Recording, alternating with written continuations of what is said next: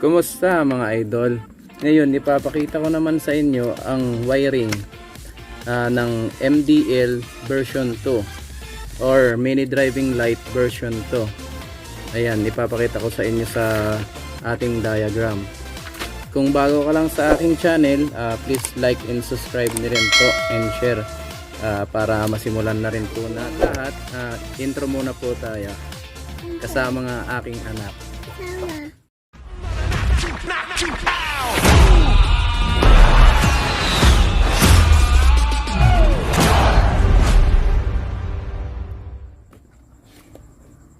So ayan na mga idol yung ating diagram. I-explain ko na lang sa inyo kung paano mag-wiring. Ito yung mga kailangan natin. Balit ito yung MDL, mini driving light. Ayan siya. I-assume nyo na po na meron na siyang balas. Di ko na po sa inyo ipapakita yung balas. Di ko na rin po i-drenowing yung balas. Meron po tayong relay. Ang boss relay po kasi mayroong 5 pin. Pero gagamitin lang naman po natin dito is 4 pin. Ayan po. Meron po siyang number 30, 85, 86 and 87. Pare-parehas lang naman po yan. Mag high, low and yung center nya. Kasi yung version 2 po kasi na mini driving light, yung version 2 nya ay meron po siyang 4 na wire sa balas nya. Meron po siyang red, black, yellow and white. Yung red po, yun po yung high nya, kulay white. Yung black, yung ground nya. Yung yellow, yun po yung low, yung kulay dilaw na ilaw. Yung white wire, yan po yung center nya. Parang yung ilaw nya is hati po siya. Meron po siyang white and yellow yung ilaw nya. Yan po. Kailangan nyo rin po ng pero po pala itong relay, kailangan po natin ng yan socket. Yan. Depende po sa inyo kung gagamit pa po kayo nito. Pwede niyo naman po yan isolda lang. Ayan po. Yung nasa gitna pong pin, yung number 87 sa gitna, kahit wag nyo na pong gamitin, patayin nyo na po. Okay. Meron din po tayo ditong ayan, 3-way switch. Then meron po tayong, ito po yung 3-way switch. Dito po yung single switch, additional switch. So yan, ito pong 3-way switch natin. Ayan, meron po siyang 3 wires. Meron po siyang black, yellow and red.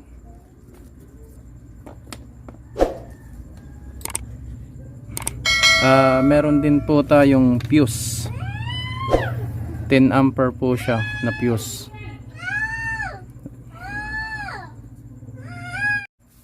Bali ito po yung fuse nya. Then dito po yung ignition switch ng motor. Ayan po, ignition switch po yan. Ito po yung battery, positive, negative terminal. Okay po, bali ganito po ang wiring nya. Yung 30 po, number 30 sa relay. Ayan po, mapapansin nyo po.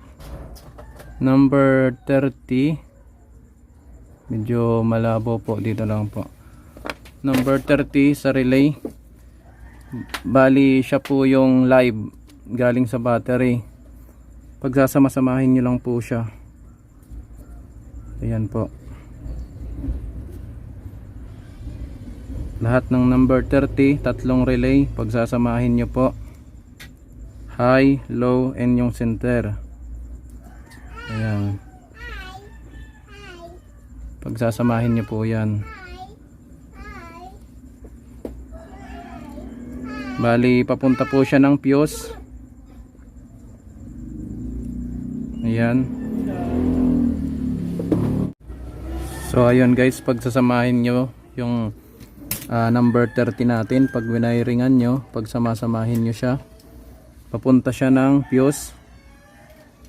Ayan, papunta siya ng positive ng battery. Syempre assume nyo naman to na nakakabit to sa negative ng body ground ng motor. Okay, then yung number 85 natin, ito number 85, yan nakikita nyo naman po, number 85 po, bali siya po yung ground. Okay, pagsasamahin din po natin siya. Ayan po.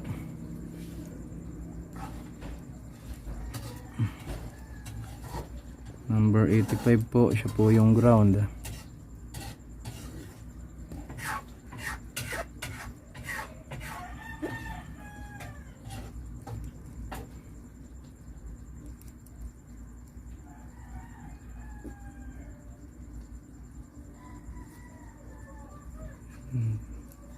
Pagpasensyahan nyo na po ang guhit ko kasi wala na sa align.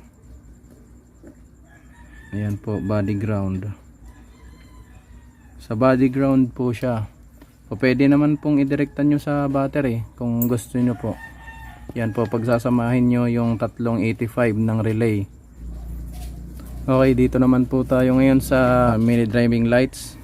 Sa ilaw, meron po siyang red wire, tapos red wire sa kabila. Pagsasamahin nyo rin po siya. Ayan po,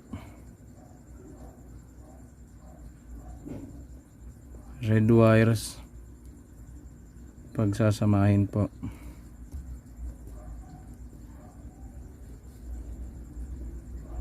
Ayan, pagsasamahin nyo po yung red wire. Okay, bali yung red wire, yan po yung high. Ito po yung high. Pag pinagsama nyo po siya, papuntahin nyo po dito sa number 87.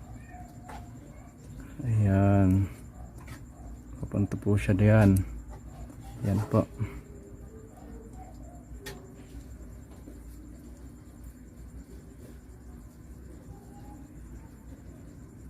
Ayan, sa number 87. Yan. Okay.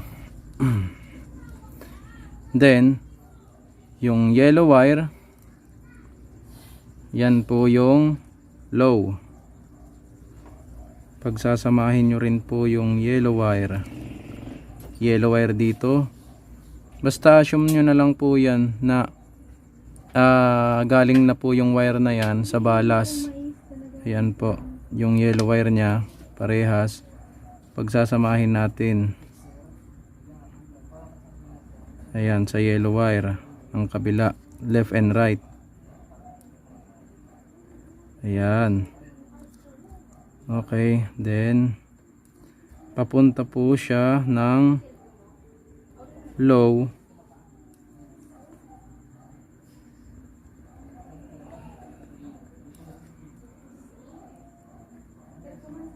Ayan po, papunta po siya dito sa low.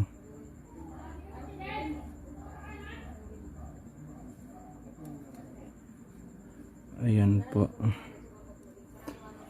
Yan, naiintindihan nyo naman po ata yung drawing ko, mga idol. Napasensyahan nyo na yung drawing ko. Medyo pumapalya na. Pumapalya sa linya. Okay mga idol, ibig sabihin pag may nakita kayong ganito, ayan, ibig sabihin yan, hindi siya karugtong nito. Ito ang straight line, straight wire. Ito ang magkarugtong. Okay. Ayan, sa number 87 siya ng low relay. Okay. Yung number ay yung white po. Yan, sa version 2 po kasi na MDL, meron po siyang kulay white na wire. Depende po sa MDL na nabili nyo po. Meron po siyang kulay white na wire. Pagsasamahin nyo rin po siya. Ayan. Sasamahin yung kulay white na wire, depende sa nabili nyo po na MDL. Papunta po siya dito sa center relay nya, pangatlo na relay. Ayan, okay, malinaw naman po ata. Ayan, good. Ngayon po okay na po tayo sa mga number 87. Mapapansin nyo po yung number 87 po sa relay, yun po yung kulay blue po yan, yung number 87 kulay blue. Yung 30, yung positive galing sa battery, yung green. Yung ground, body ground 85, ito po yun. Yan, okay po. Dito naman po tayo sa number 86. Sunod po natin yung ignition switch. Ayan, hahanapin nyo lang yung accessories wire nya sa ignition. Isa dyan, pag tinister nyo yung nung light tester, yung ilaw na tester, dapat pag susi nyo, itap nyo dito sa kabila. Halimbawa pag susi nyo umilaw yon, pag off nyo yung susi namatay, yun po yung accessory wire. Doon sa kinabitan ko sa Barako, Kawasaki Barako 175, kulay brown po siya. Ayan, itatap nyo lang po siya sa kulay red ng 3-way switch. Ayan, i-connect nyo lang po siya. Ayan, connecting lang po siya sa 3-way switch.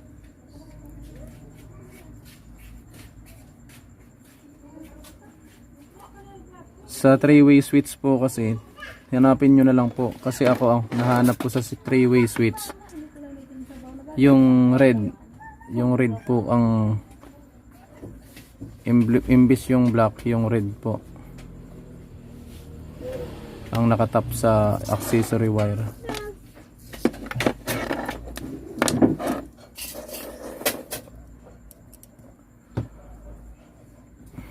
Parehas din po dito sa kabilang switch, pero sa kabilang switch po, sa single switch, ayan po, itap nyo lang po yung kulay black.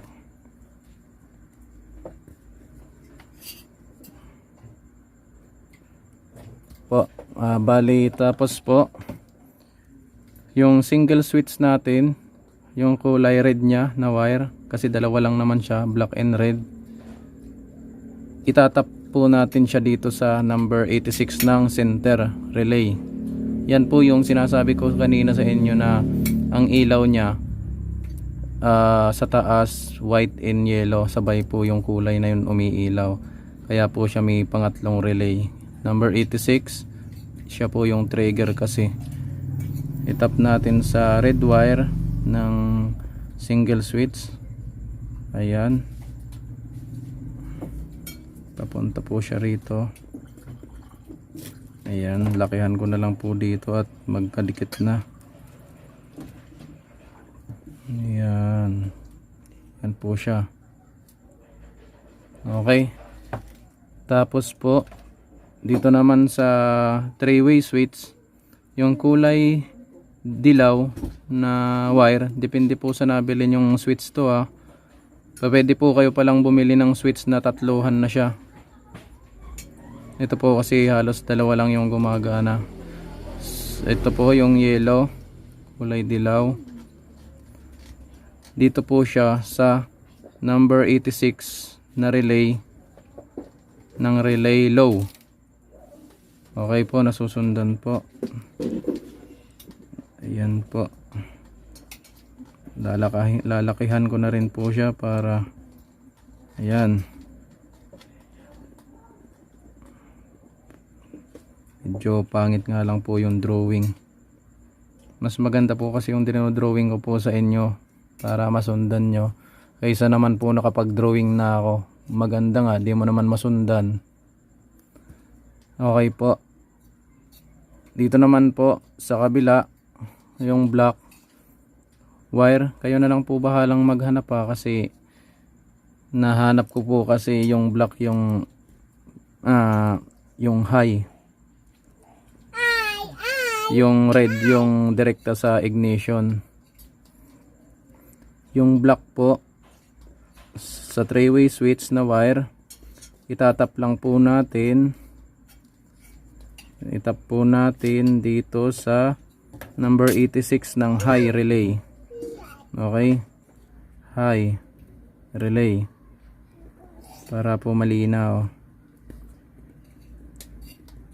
Ayan po.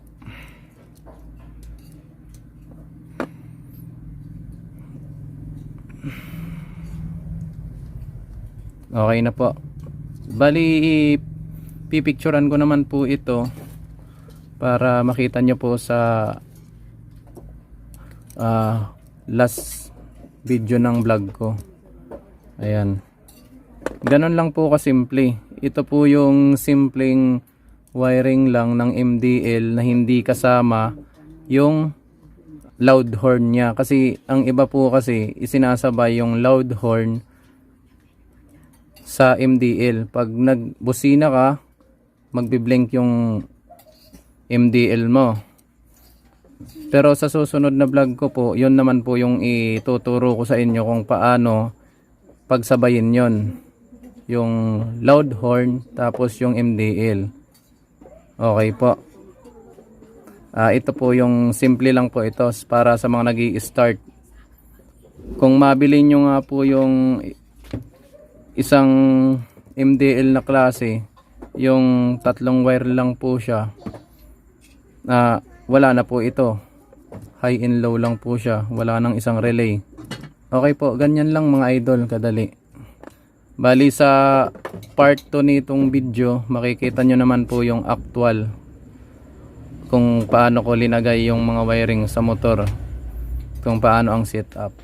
So yan mga idol, salamat po sa mga panonood. Pagpasensyahan nyo na po kung pangit yung drawing ko. Basta ganun lang kadali, panoorin nyo na lang po yung part 2 ng vlog ko para po makita nyo po kung paano naman ang actual ng wiring ng MDL natin version 2. Salamat po.